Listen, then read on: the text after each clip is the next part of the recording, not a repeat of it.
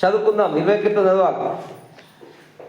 నీ కోరికను సిద్ధింపజేసి నీ ఆలోచన యావత్తును సఫలపరచునుగాక. ఎవరైతే వాక్యానికి లోబడి వాక్య ప్రకారం నడుస్తారో దేవుడు వారికి ఉన్నటువంటి కోరికలను దేవుడు నెరవేరుస్తారట. యెహోవా నీ రక్షణ బట్టి నీ జయోత్సవం చేయుచున్నాం, మా దేవుని నామమును బట్టి మా ధ్వజమెత్తుచున్నాం. నీ ప్రార్థనని యెహోవా సఫలపరచునుగాక. యెహోవా తన అభిషేక్తును రక్షించే నాకు ఇప్పుడు తెలియను. రక్షణార్థమైన తన దక్షిణాస్త బలము చూపును, తన పరిశుద్ధాలను అతనికి ఉత్తరం ఇచ్చును. హల్లెలూయా. ఏ బాధ వచ్చినా ఏ కష్టం వచ్చినా మన దేవుని దగ్గర ప్రార్థన చేస్తూ దేవుడు ప్రతి విషయంలో మనతో మాట్లాడిండు అనుకో, ఈ ఆనందమే ఆనందం, సంతోషమే సంతోషం. సంతోషంగా సువార్త చెప్తాం, సంతోషంగా ఉంటాం, సంతోషంగా సాగుతుంది జీవితం. ఏ దుఃఖం వచ్చినా దేవుని దగ్గర ఏడుచుడే, ఏ బాధ వచ్చినా దేవుని దగ్గర ఏడుచుడే. దేవుడే మాట్లాడతాడు, దేవుడే బలపరుస్తాడు. మన ప్రతి ప్రార్థనకు దేవుడు జవాబిస్తాడు. దావీదు యొక్క జీవితంలో కూడా అదే జరిగిందట. హల్లెలూయా. మనమైతే మన దేవుడైన యెహోవా నామమును బట్టి అతిశయపడదుము. కొందరు రథములు బట్టి గుర్రములు బట్టి అతిశయపడుదురు. అయితే ఒక్కటి మన దగ్గర పొరపాటు ఉందట. అతిశయం ఉండద్దట, గర్వం ఉండద్దట, తగ్గింపు ఉండదట. హల్లెలూయా. నీ వాక్యాన్ని మంచి చెప్పింది అనుకో, నీ మంచి చెప్పిన వాక్యం నీ అంటే ఏంది అని అనుకోవద్దు. ఏ విషయంలో కూడా మనం అనుకోవద్దు. దేవుని కృపను బట్టే నేను చెప్పిన, నాదేం లేదు, నేను వట్టి వ్యక్తిని అని అనుకోవాలి. మీరు కూడా అనుకోవాలి. హల్లెలూయా.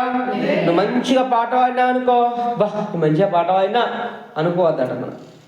హల్లెలూయా.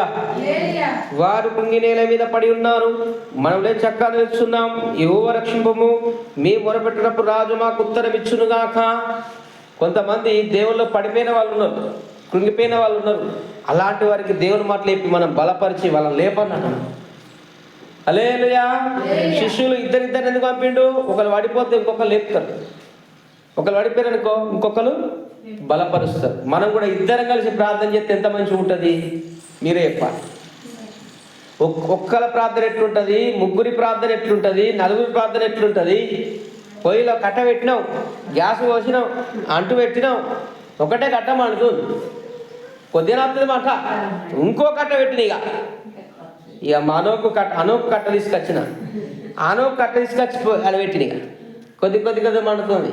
ఇక అమ్మగారు పెట్టుకొచ్చిన, ఇంకెక్కువ కొద్ది ఉరుకుతుంది. ఇక తర్వాత ఆంధ్రామ్మ కట్ట పట్టుకొచ్చినాయి, ఇక మంట ఎక్కువ అవుతుంది. ఇక నా కట్ట పెట్టిన, ఇంకా మంట ఎక్కువ అవుతుంది. సత్తమ్మ కట్ట పట్టుకొచ్చిన, ఇంకెక్కువ ఎరుగుతుంది. ఇక తర్వాత మా డాడీది, మా మమ్మీది, తేజుది, బ్లెస్ది అన్ని కట్టలు పెట్టినా ఒకటిసారి.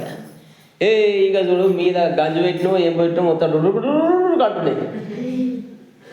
హల్లెలూయా. ఆ పొంగుకు ఆ మూత ఉడుసొస్తుంది, పరలోకం అది తెరవబడుతుంది. హల్లెలూయా. అందుకే ఏం చేయాలి? ప్రతి ఆదివారం ఏం చేయాలి? మనం వెనక రావాలి. హల్లెలూయా.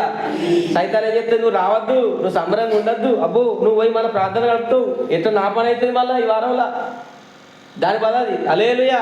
ఇప్పుడు అది ఎంత ఎడుతుండో మీరు తొందర వచ్చినాను, అది ఎడతాడు. నేను మళ్ళీ వడగొడతా, ఎక్కడ వడగొడతా.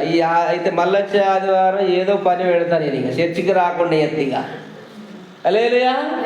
చర్చికి ముందుకు పోతావా నువ్వు?